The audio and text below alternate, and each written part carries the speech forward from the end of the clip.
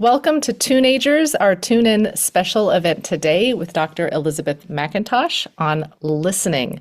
I am super excited. She works with a program called Catalyst. She will tell you about that right off the top. Today we are talking about listening. How do we listen? How do we process listening? As songwriters and musicians, this is super interesting and important. And we can bring this into our songwriting, and actually we can just bring it into our normal, regular daily lives, how we listen and interact with people and our relationships in our lives. So I'm really excited for today's speaker. I'm going to hand it over to you, Dr. Mackintosh. Take it away. Oh, Amy, thank you so much for having me. Yeah, hi everyone. I'm Dr. Beth Mackintosh, and I'm a teacher of 20 years. I teach philosophy, theology, and religious studies.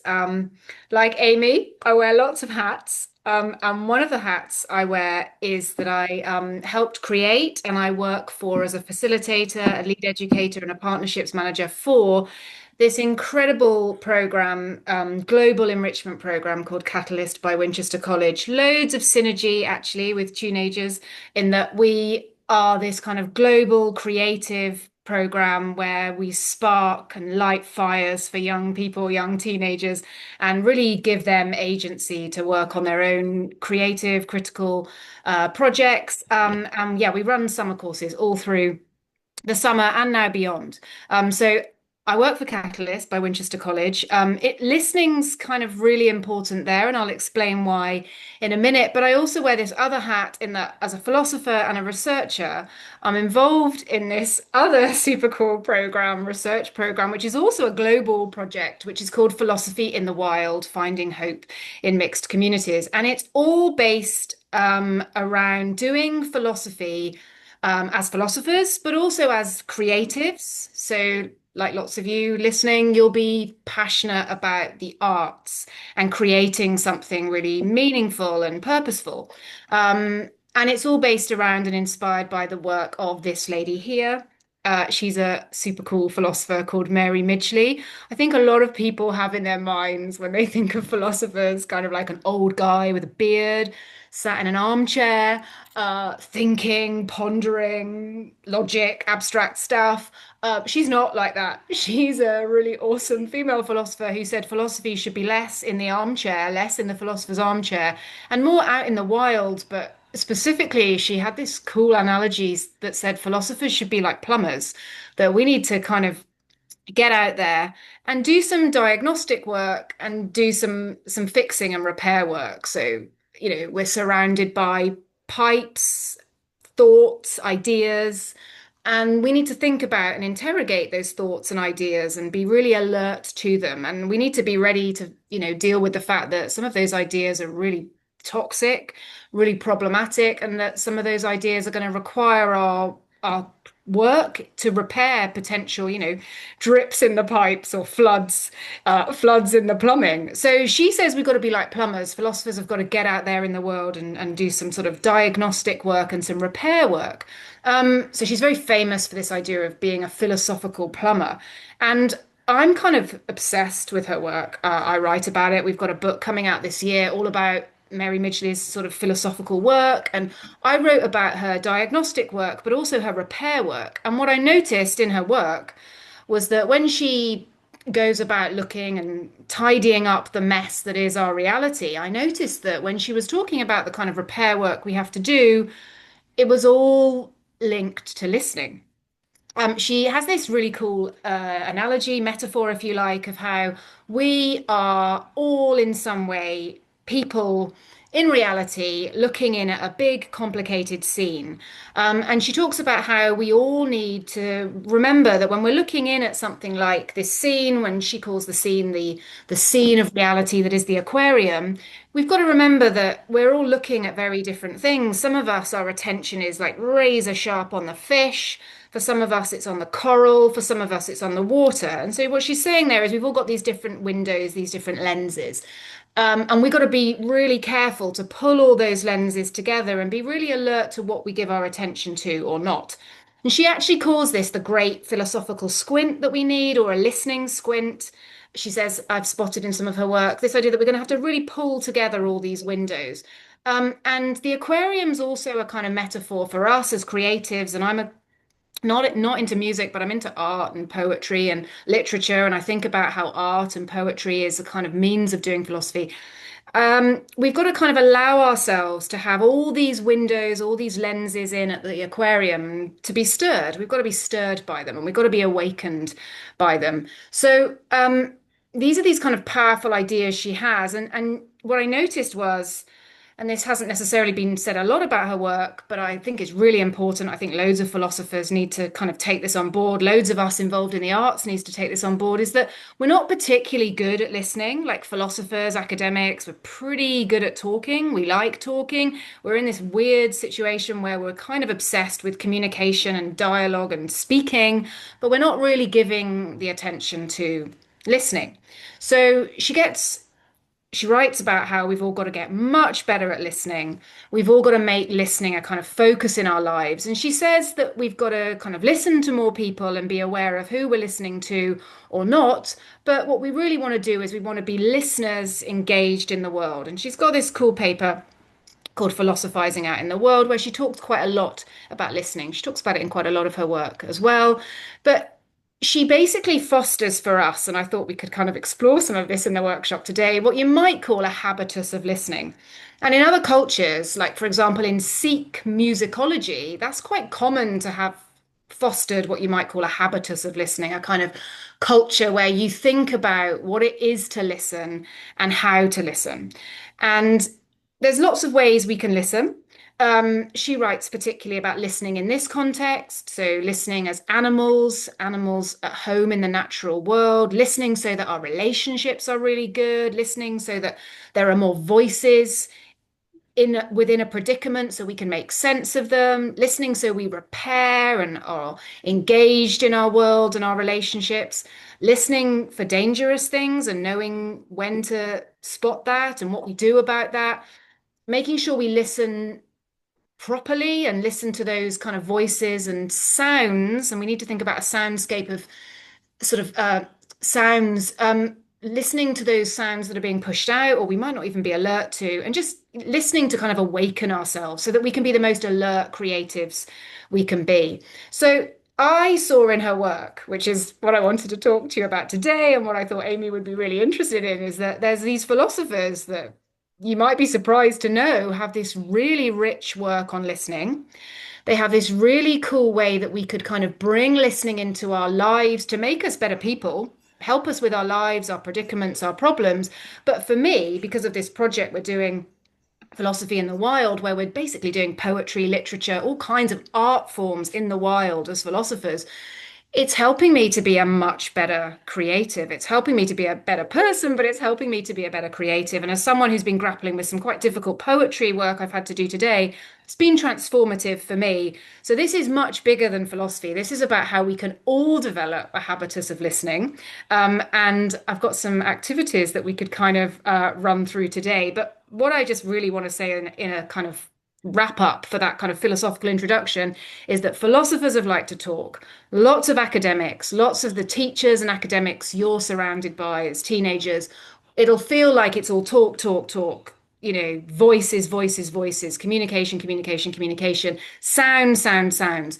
But what we're not being particularly alert to is the fact that we're not thinking enough about listening, the ways we listen to, who we don't listen to, and what that's doing and what that's kind of leaving out in terms of our lives, but also for us as creatives. And there's real potential, I think, in terms of listening to new people in different ways and through this kind of habitus of listening that I've come up with. Interestingly, it's not a new thing to talk about, listening to the kind of hidden conversation under the noise.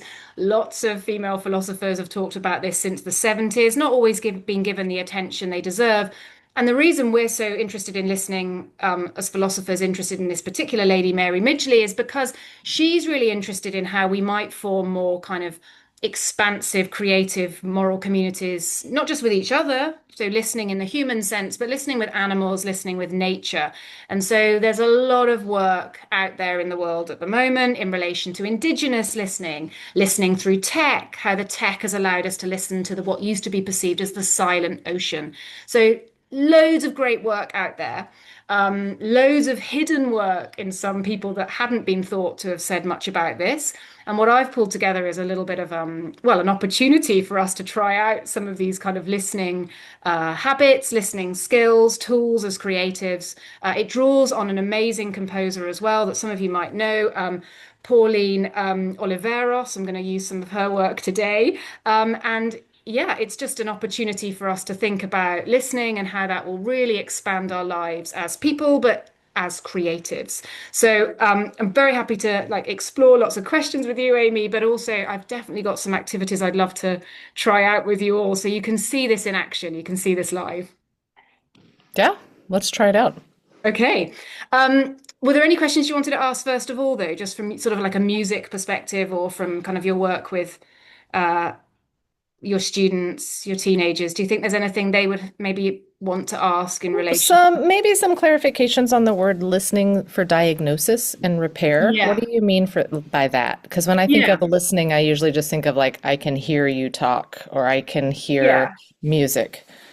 Yeah. So I think what's happened probably beyond philosophy, beyond moral philosophy, just generally in the world, we've kind of forgotten that there needs to be a bit of a distinction, which Pauline Oliveros makes, in that we need to think about how there's listening, sure, there's hearing, and there's this kind of, like what one might call as a kind of attention, if you like. So there's this idea that you're listening, you could be listening, sorry, or hearing, sorry, you could be hearing with the ear, you could be listening with the brain, but also you've kind of got this other thing going on, which could be kind of a sensory experience. So she talks about how we kind of hear with our ears, listen with the brain, and then we can kind of sense with our whole body. So Pauline Oliveros talks about that. And I think that's really important that sometimes we say we're listening, but we're actually hearing. And sometimes we say we're hearing, but we're actually sensing something like a vibration, for example, or we're pulling on something much deeper, like an intuition.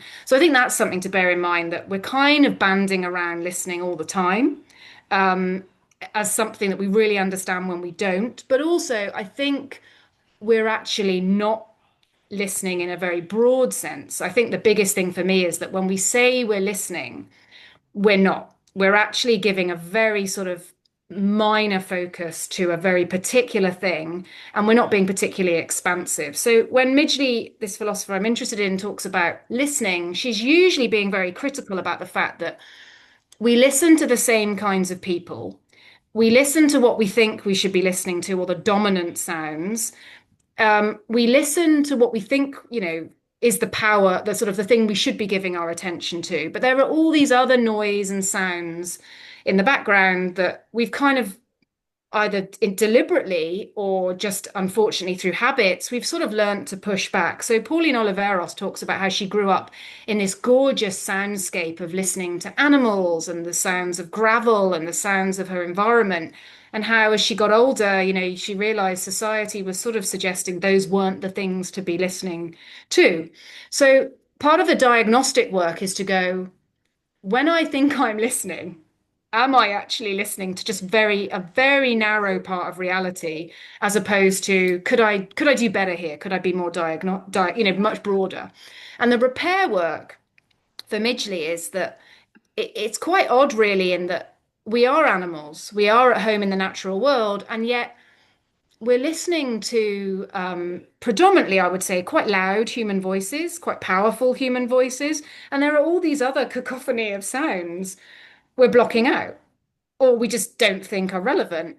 And that's a real loss for ourselves as selves, as humans in community. Oliveros has this lovely thing where she says, young people need to remember you don't build a career, you build a community and you build the most vibrant community you've got. And I think that's a kind of repair model as well, that we really want to think about that. We really want to think about what is it to be in community? What is it to have a kind of cacophony or community of sounds? And you're interested in music, your audience is interested in music. I, as a sort of, philosopher, poet, writer, I suppose I'm interested in ideas, I'm interested in people. And that worries me if I'm just listening to certain power people, certain ideas, certain sounds, and I'm really bad at, or I'm getting really bad at listening to a much broader sort of soundscape, if you like. If that's going to take me away from myself, if that's going to take me away from others, that seems to me to be something we've got to get right. We've got to repair, and the repair work will be a return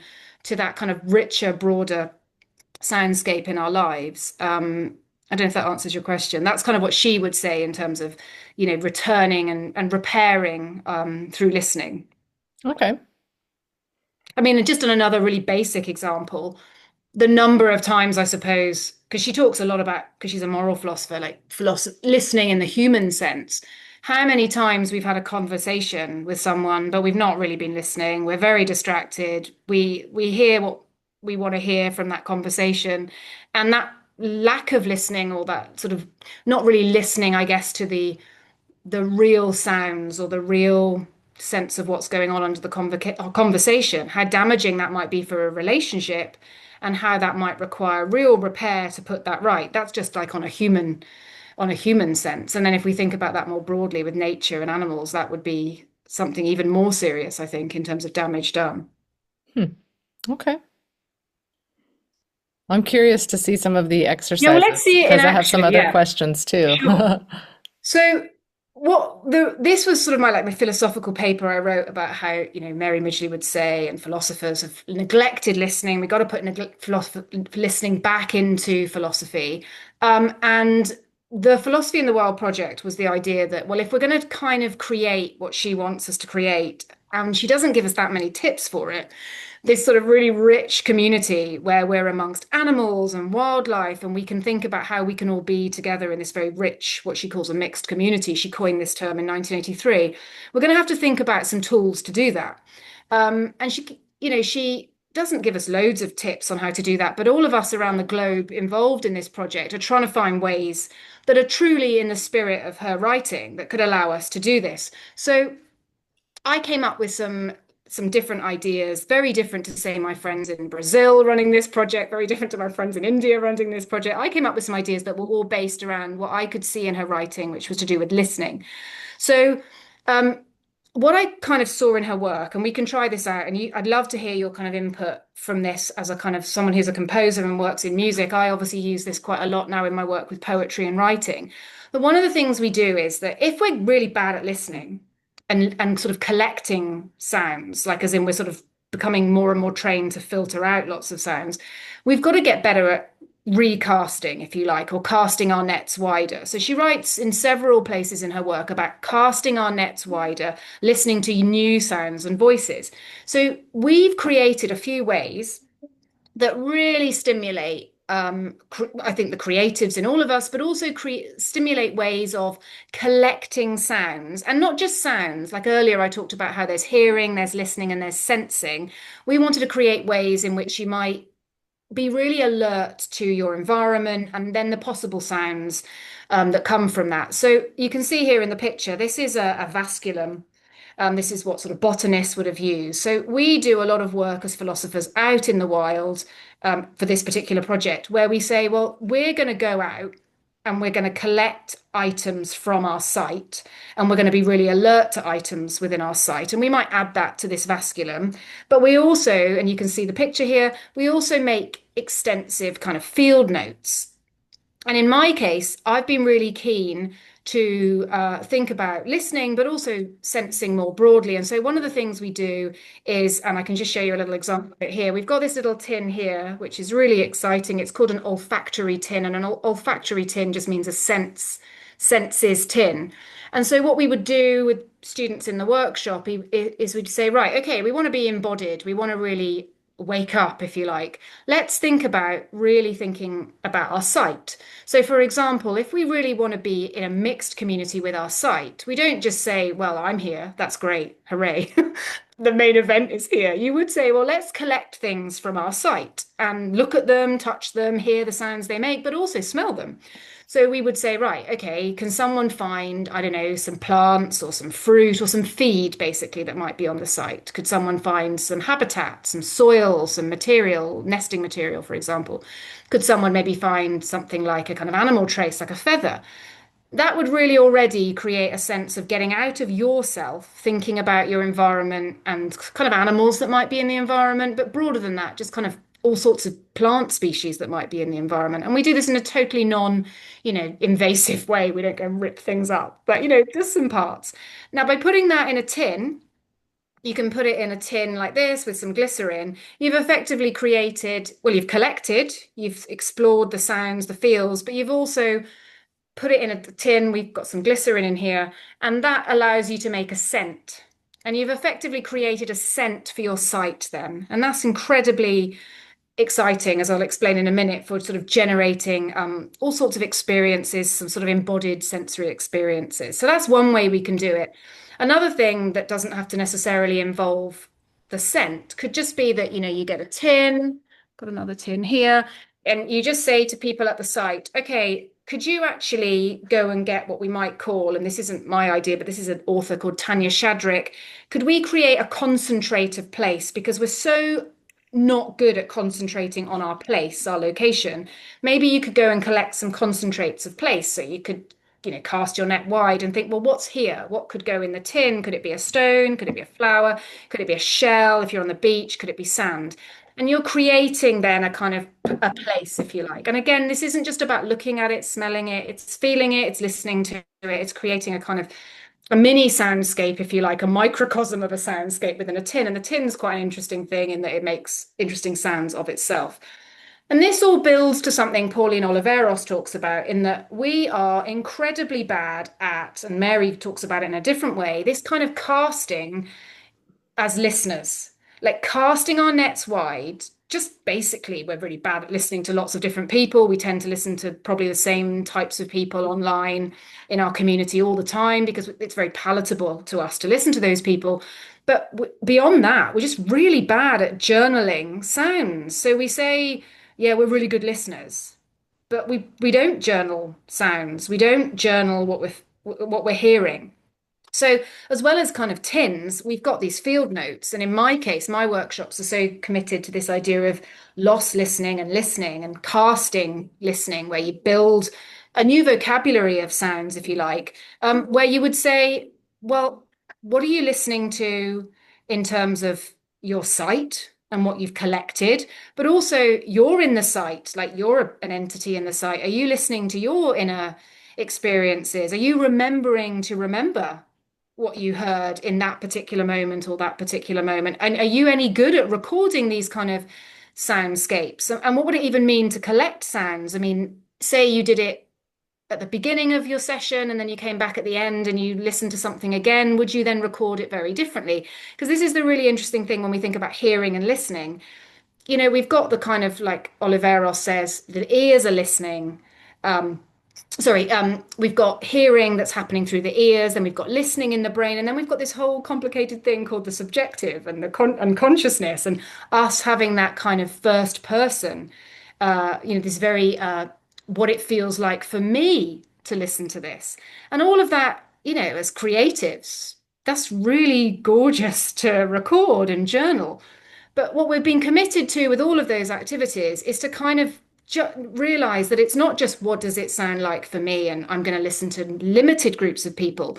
Listening as casting is when you say, I'm really going to push the boundaries of what I listen to and push myself to try and find a way, which is hard, to record something that I might not fully understand, but to say that I have the opportunity, I have the opportunity to do that. And Oliveros, in her book Deep Listeners, she talks about how, the journal can be for you, the journal could be shared. Like if I had a mentor like you, Amy, and I have a poetry mentor, for example, I would definitely share it and ask for kind of feedback, I think. But that's kind of the idea with listening as casting, that we are really bad at listening. We need to learn to listen in the most expansive kind of way to all sorts of kind of entities and objects and soundscapes, really. That's really interesting. I like the idea of collecting because I've brought that up before in Tuneagers. I usually use the metaphor of opening. If somebody's like, I don't know what I want to write a song about, then I say, well, then go somewhere in your house and open a drawer and start Amazing. with the objects that you have in that drawer. And now you have the choice of either entering yourself. This is, let's say I open a drawer of winter clothes. Mm. Are these mine? Are they my mother's? is do these still fit me? Do I have certain memories? Is one from 5 years ago? Great. Is does one I hate to wear every Christmas? I was like, every sweater has a story. Now you can Yeah. narrow that down and pick one sweater. Um, and Yeah. then, of course, focusing on the sensual things like what color is it? What does it feel like? What's the weight? What's the smell? Um, and I think that exercise, I like the idea of the exercise of collecting as a window into learning how to listen more deeply because there is something about focusing on an outside object which can pull you out of yourself. But at the same time, I think as creative writers, whether it's poetry or songwriters, you then have this whole opportunity to just open the door of the imagination. For sure. Because you can also just say, oh, this is my sweater, but it's more interesting if I imagine this sweater, it was given to me by the guy I like, and it has his cologne on it.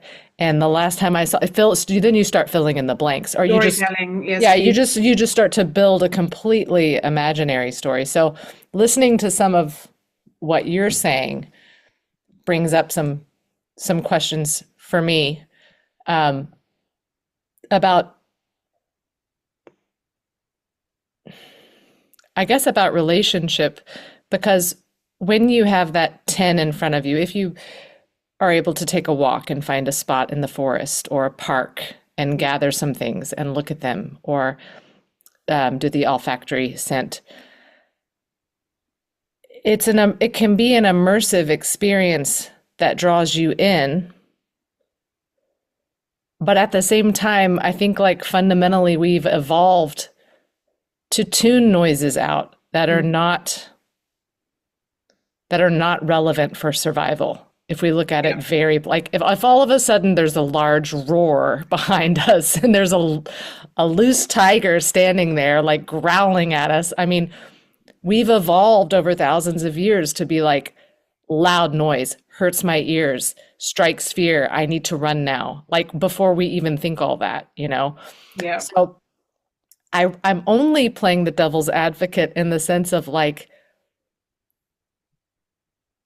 if we've evolved this way for survival from that perspective, a Darwinian way to look at it would be like this has worked over time for us to survive. So Yeah. could actually moving back make us less fit human beings? Yeah, so I think this is where this goes back to this philosopher we write about, Mary Midgley, and that she says that there's been this sense of what the self needs to do is that the self is this kind of, yes, survival machine, if you like, of which a lot of, evolutionary biologists want to tell us, well, that's just what we are. And that is part of what we are. But also, we're deeply, relational creatures. And we are also creatures that tell stories. We have myths.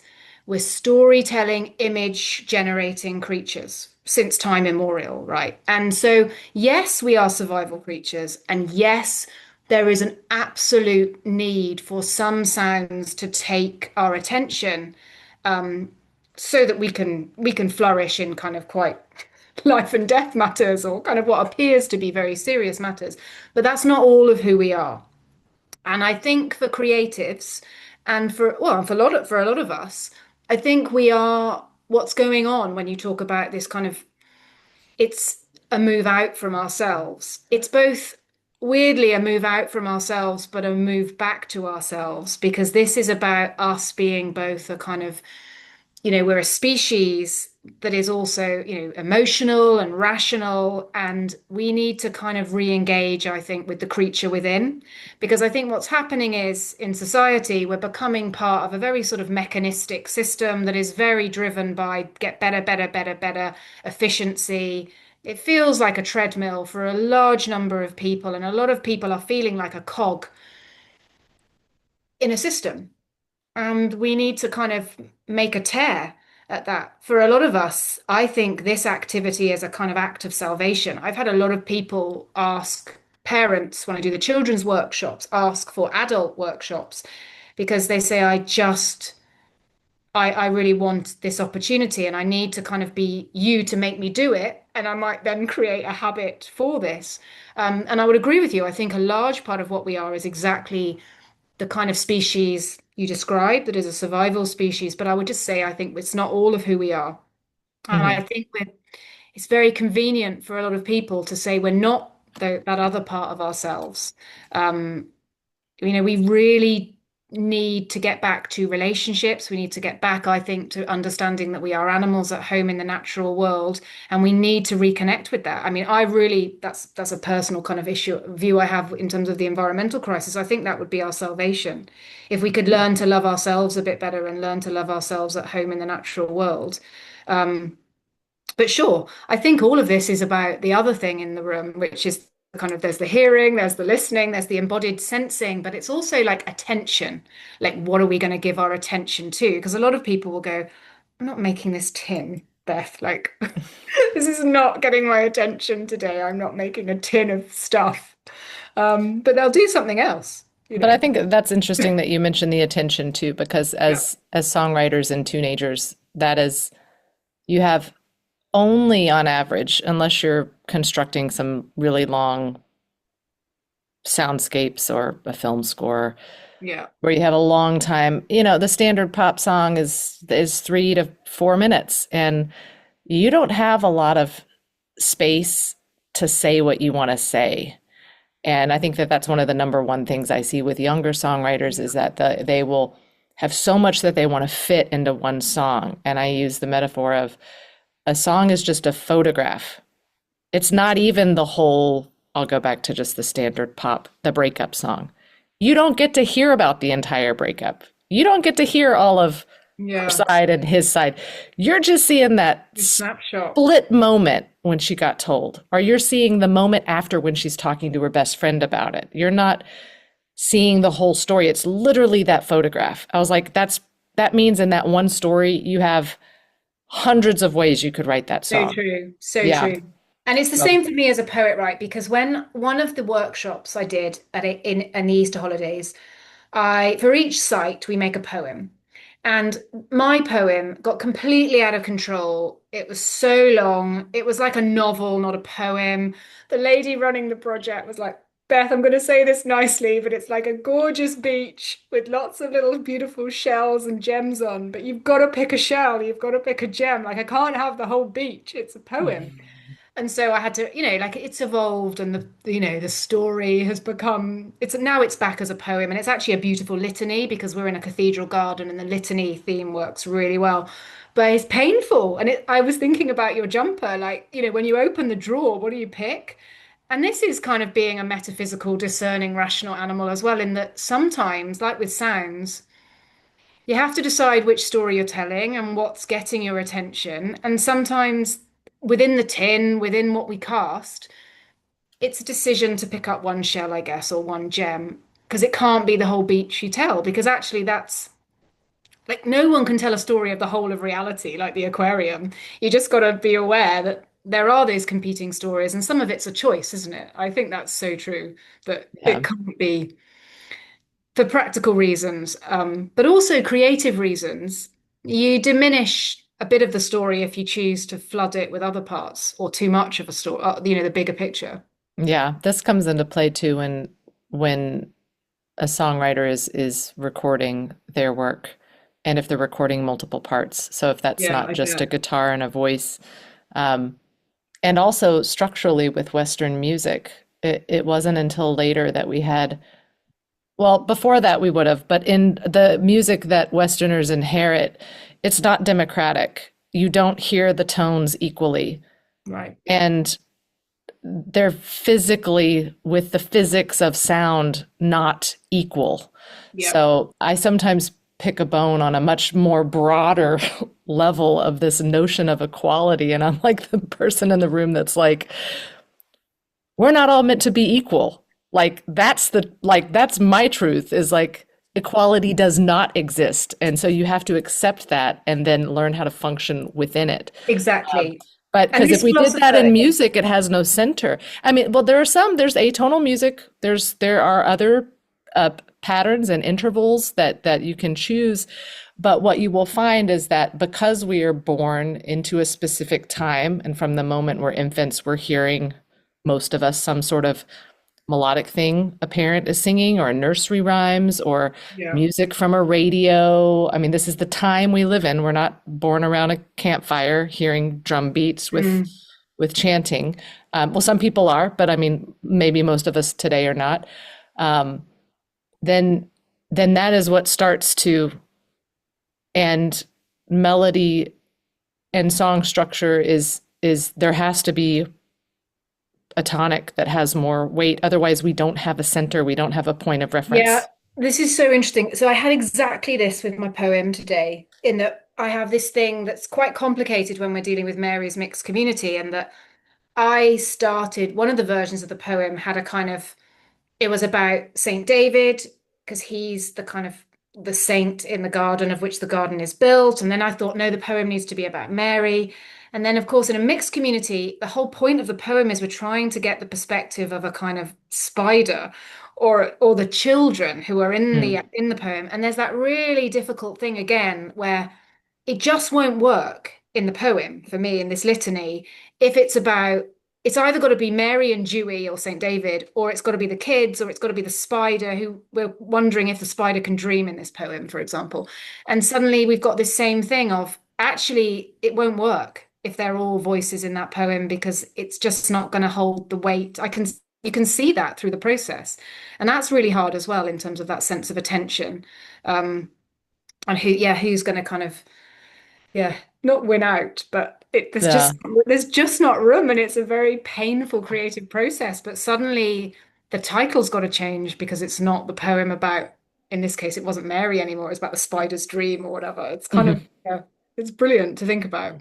There's a couple other activities I could just whiz you through if you want to think about Yes. them. Yeah, So I'd like. this is one of the workshops. And again, you can see a composer's been really influential to me. So even though I said, look, I'm not musical, I've drawn and been so inspired by Pauline Oliveros. And Pauline Oliveros is such a great figure in that she's got great synergy with Mary Midgley, this particular philosopher, because she was a real outsider, and she describes herself as a maverick, and she sort of says, I'm doing things in the way other musical composers would not. She was also a gay woman, so she had a lot of challenges in her life. And I would definitely encourage your listeners and your amazing community to like watch TEDx talks by her and learn a little bit about her life, because she's remarkable, and her deep listening workshops have been hugely influential for me. So this is a little bit about the tin.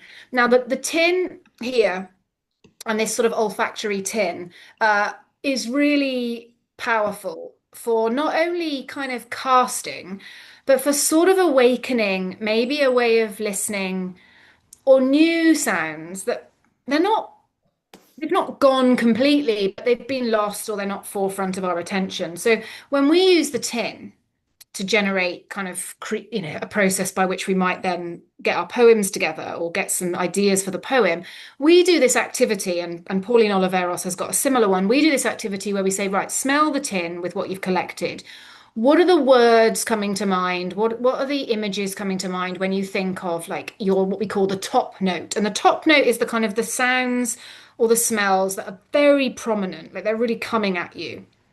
Um, and then we say, is there a kind of knowing sound or smell that's coming from this kind of experience? And this is the kind of, you could call it a heart note, but a kind of real sense of something that's really pulling and feels known and comfortable, maybe.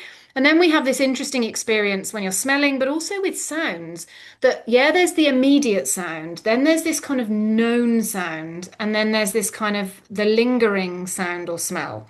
And Pauline Oliveros has this awesome activity, and I'd love to know what you would think of when you did this, Amy. And I did it earlier just to try it out again, and it changes every time I do it. She has this activity she does with her young composers or her composers on her workshops, where she says, okay, think of an old sound. Think of a really old sound from your past, or maybe even last week, but just a sound that is not present but is of old. And then think of a very new sound, maybe a sound you've picked up today. And then think of, ask someone in your group, for a borrowed sound and ask them to sound it out for you or to share that sound like a kind of gift, an act of hospitality. And then maybe she has the blue sound, the sound that really pulls your emotions, a kind of really sad sound. And she gets the group apparently to to sound them out, to share them, and to create this cacophony of sounds. And she talks about how, again, there'll be this challenge in terms of when you then compose, what's going to get the weight, just as you were just describing, Amy, in your last in that last section. But I thought that was a really interesting activity and that we had found that particularly helpful. And actually, there was really interesting experiences when we did this in terms of sounds, but also smells, in that in a lot of our sites we go to, there are these very beautiful, profound, dominant sounds and smells. There can be quite a loud species, if you like. So there's kind of like where we were in Pembrokeshire, the Eurasian wren was quite prominent a lot of the time, or crows. But also smells are interesting because like mint or kind of thyme was quite overwhelming. And sometimes that was the sound or the smells that people wanted to really make prominent in their poems or their work. But interestingly, this sound, the smell that lingers and the heart sound generated all kinds of experiences, often to do with guilt. So grass is a really powerful smell that a lot of people link back to childhood, and they love the sound of like splitting grass and kind of pulling grass. But of course, then for a lot of people, they felt quite guilty about, oh, of course, because that was mowed grass. That was because, that was a huge phenomenon, wasn't it? To just, Sunday parents mowing everything back, pulling everything back. And a lot of the people I work with are now feeling quite uncomfortable about the smell of like excessive mowing of grass and that pulls grass experience. But yeah, the sounds as well were really interesting because this sense of when the sound was a break, or and then someone feeling quite uncomfortable in that, oh, I've actually pulled too much, or I've made a sound that makes me feel uh, as if there's been a sort of an unhelpful tear. So it was a really interesting experience in terms of this sort of what gets a prominence, what is a sound that you could say and what's a sound that or smell that might linger. And yeah, I don't know if you've had sort of that rings true for any activities you've done with your young composers, that idea of collecting and pulling on sort of sounds and smells and sensory experiences from past, from others. I'm going to use it now that you've brought it to my attention. I've used um, a, s- a synthesizer before where we make samples, but it would be Oh, where everybody has the same prompt. So like everybody laugh, and you can interpret however you want that laugh to be. If it's like a little chuckle, or if it's an evil laugh, or if it's a big guffaw, and then we upload all the sounds of laughter, or we upload all the sounds of hand claps or snaps or mouth fantastic. pops, things that you can make without actually playing an instrument. Um, so, and then you choose what sounds you want and pull them into a sequencer. Yeah, You have four sounds, and then you get to program it how you want. that's brilliant because this seemed this was really useful to sort of create this library of sounds and also to bring our sites together because obviously we're working all over the world and we're not necessarily connected. So, for example, if I was then able to create a sound recording from one of my sites, which links to my next activity, for example, in that if I was able to make a kind of field note site Mhm. in quite an expansive way. So, for example, there are birds being quite prominent in all our sites and bird song. But for me, being able to be at one site, recording the robin, the chiff-chaff, the Eurasian wren, and the crows, and then I post it on my Instagram story, and then the woman in India running her programs, she records her bird song.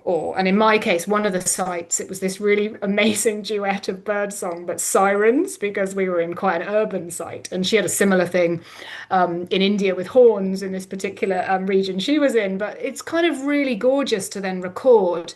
And this is where the good of the tech comes in that when we talk about expansive listening, that can feel as if this is all kind of deep back to the intuition. Let's bring in indigenous communities, and that's great. And we've definitely been embracing that. But we've also not shied away from the role of tech, in that tech has been so powerful in sharing these soundscapes, these sound bubbles that can then be shared across our global community.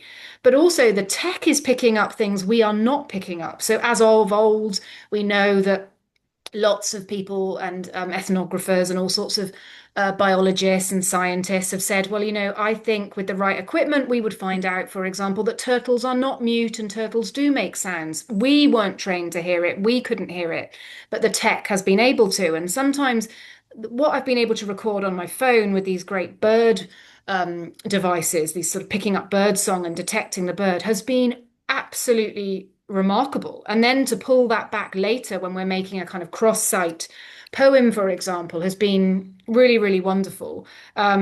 And then what I like is with this expansive listening, and this is a Pauline Oliveros idea as well. She has this beautiful idea about sound fishes, where she says listening is the basis of sound fishing, listening for what has not yet sounded, like a fisherman waiting for a nibble or a bite. Pull the sound out of the air like a fisherman catching a fish, sensing its size and energy. And when you hear the sound, play it. Move to another location if there are no nibbles or bites. There are signs in the air like signs in the water. When the water is clear, you might see the fish, and when the air is clear, you might hear the sound stop. And so this idea of I'm moving around location, I'm trying to grasp the sounds and going back and forth, and then these sounds are also being collected by people all over the globe across our sites that we're then sharing, and they're actually stimulating and being used potentially for a kind of cross sort of activity poem in some cases. And it's very similar to what you're doing with kind of by recording those sounds. That's allowing a whole community of composers to really gather in that sense, and really to be able to use those sounds really pragmatically, but really sort of in a sort of really inspiring sense as well. And we've really committed to doing this as a community of people trying to find lost voices, but this expansive listening that's happening as well because of the tech that wouldn't be possible otherwise. And so we sort of see ourselves as kind of philosophers and poets in the field and doing this kind of collective environmental composition. And the big dream is that, and this is hard because I work in a team of 5 women, and then I'm also trying to pull together from other sites now, that once you've just about got a poem you're happy with, it's the idea that we're then going to do these kind of cross-contaminated spawning poems and activities, which is it can only really be done with that kind of recording. And that's where I just wanted to say that I think it's really easy to think the tech is the enemy sometimes, but the tech has been really remarkable for picking up lost sounds. And Karen Backer wrote this beautiful book about the sounds of life. And it's been really powerful for us as a community of philosophers and poets and creatives around the world. And I'm sure we've got synergy with Catalyst and Tuneagers like that. But the tech has been really good in that sense. That's community building. Yeah. Yeah, it is. That reminds me too. I think it was announced. I have to look it up again to get it exact. But they believe that, there was this old ancient, the harmony of the spheres, that each planet rotation and stars, they had the harmony when you looked in the sky. But I think they've somehow concluded, at least for right now, that the Earth resonates on a B flat. Oh, A B or B flat. Now I'm gonna have to look it up. yeah, check Obviously, that. we cannot hear it, but No, that's given amazing. the speed, the hypothetical speed of rotation and where it is in space, they say, if you could hear it, it would be If you like, could hear it. yeah. Mhm. Gorgeous. And then just the final one is that it's all very well saying, in our case, because we're doing this as kind of moral philosophers, it's all very well saying, okay, let's ask lots of questions about sound, collect lots of sound, but it's got to be there for us that it then does generate something creative or does lead to action. And so it's great to ask questions about listening. And and you can get Pauline Oliveros's Deep Listening book online. There's a free PDF. She's very keen that it's accessible to all young people, but it's great to ask questions about listening. I love her quote, "The world of possibilities is sound." And there's some great questions here. They all come from Pauline and other philosophers who've written about listening and sounds. But I am so committed. And the reason I became interested in listening is because what I saw was a philosopher who saw how kind of lost we were in that we'd come so far away from ourselves. And I think this is true for a lot of people, that actually listening would be a great route back to ourselves. It would be a great way to kind of return to a self that's way more embodied and both a sort of survival species, but an emotional, rational, discerning creature that can flourish in the world and flourish with others. But listening in for us has been really much about very committed to this idea of listening for what? And listening as a kind of repair or as a commitment.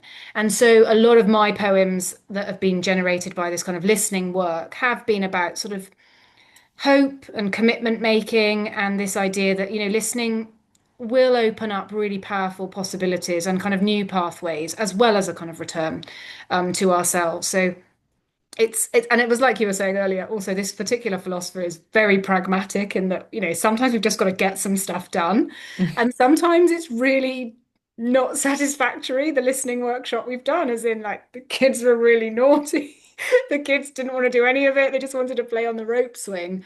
But that's okay. Like, that we have, this is part of the process in that some things are going to get our attention and some things are not sometimes, but it's all part of the fun of being kind of creatives using listening as one of our many tools, I think, to kind of get some powerful work done. But that's been a big thing for us. So you ask the question, and philosophers again, good at talking, good at asking questions, but then what? And this particular philosopher we're committed to talking about and working with, she's a real pragmatist. She's like, get on and do something with this. And even if it's only a little step forward, do that. And I've got to say, as someone who didn't think they'd go back to kind of poetry and writing, I've just learned to get a poem down. And then, it goes through multiple versions. And like I said, my first poem was just a story and I took a lot of criticism, but hopefully this will help maybe some of your young composers as well. And I'm sure you say this to them, you just got to do it. You've just got to do something and it'll take many evolutions, but it's there as a kind of call to action, like action something. Yeah, I really enjoyed seeing some of those last prompt questions. And that is something we have not done yet at Tuneagers is a sound journal, which I think I would like. I'm going to act on that and build a class or series of classes around that, as well as we've talked about field recordings because of mobile phones and Yeah. iPads. And but that I also feel is just so rich. And Mm. I've had learners bring in where they've recorded either birds or like the sound of the sea or the rain into their own song, and it becomes a sort of like you mentioned, like a bass, kind of like a bass note, Bass like note, yeah. padding. Yeah. So I wasn't one thing that surprised me about this workshop is seeing how much you actually use the sense of smell Mm. to access listening to yourself, Yeah, like inner thoughts. Yeah. so this is quite interesting, and this goes to show that as philosophers, we're all back with the text, really, and that we all talk about, you probably have the same in music, this kind of the canon, like what keeps you committed to it being philosophy. And in our case, we're all reading Mary Midgley. And we're all different in that we're philosophers, but we're all very different creatives. And I'm doing the workshops in a very different way to others. And the olfactory tin is definitely something that Mara, this amazing philosopher that's kind of driving a lot of the work we do, she's very committed to this idea of smells, and the smell being this great creative process. And that has been a really wonderful thing in that the smell as well as the sounds have been able to kind of get back to her, and every site is able then to kind of create these smelling sites. For me, it was that I just read the text and saw so much of this focus on listening work as part of the repair process. But then what we all realized is that this particular philosopher, and it's very much Pauline Oliveros's point in that you're going to try and break down these kind of pathways for attention.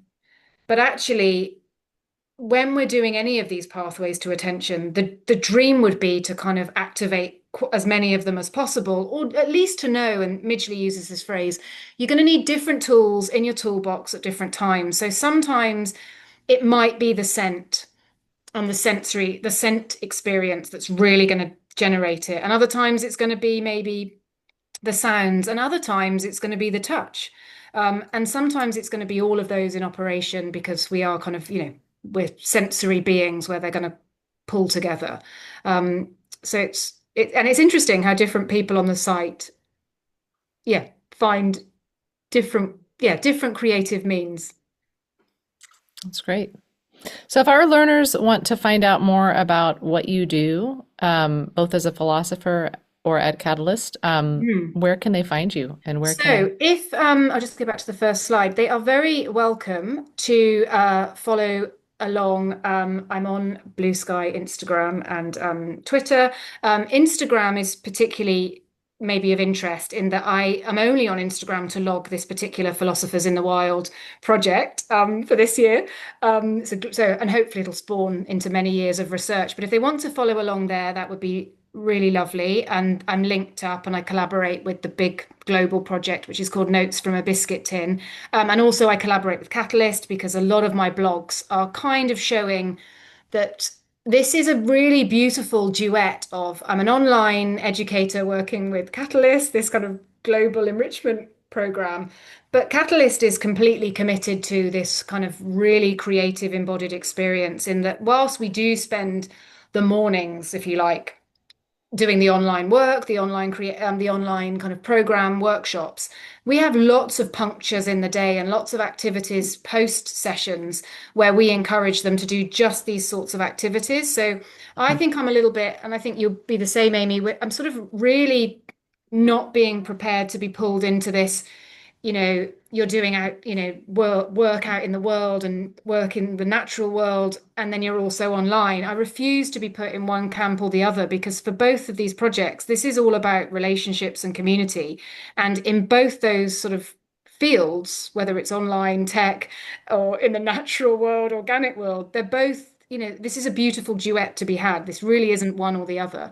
So Catalyst has been really committed to these kind of activities as well. And we have a very famous, I'll put it, I'll share it with you and I'll make sure it's Mhm. available on our Catalyst Instagram and on my Instagram that we did create this really gorgeous philosophical walk where you'd love it. They listen to music, they listen to audio text, and they do the philosophy through walking and they do lots of critical and creative thinking through walking. And it's one of the big bonding moments of our community, actually, which I'm sure you have with your community. Wow, that's The great. Yeah, that share, sounds really really cool. I'd like to gorgeous. do that Yeah. one. Yeah, well, that's it. And we do post about it so people can kind of recreate it on their own. It's gorgeous. Nice. Cool. Well, thank you so much for joining us at Tuneagers today, Oh, Dr. I love McIntosh. everything you do. It's a pleasure. And we've got great synergy with our projects. And it's just, yeah, really lovely to see all you do. Yeah, I'm looking forward to see where your research takes you and hear more about this. And I'm looking forward to trying out some of these types of listening that Oh, you it's so specifically great. talked about, like It makes me casting happy. and the expansive listening in our community, to see how that gets learners maybe outside of thinking that a song always has to be somewhere inside or you're grasping at empty Yeah. space inside, like into having the outside world be the impetus for a new song. And better yet, a new song that perhaps writes itself from the wild rather Mhm. than the individual constantly Yeah. imposing their own ego on. So that's going to be interesting to see how this turns out. So thank you very much for your time today. Beautiful. It's a pleasure. Thank you for having me.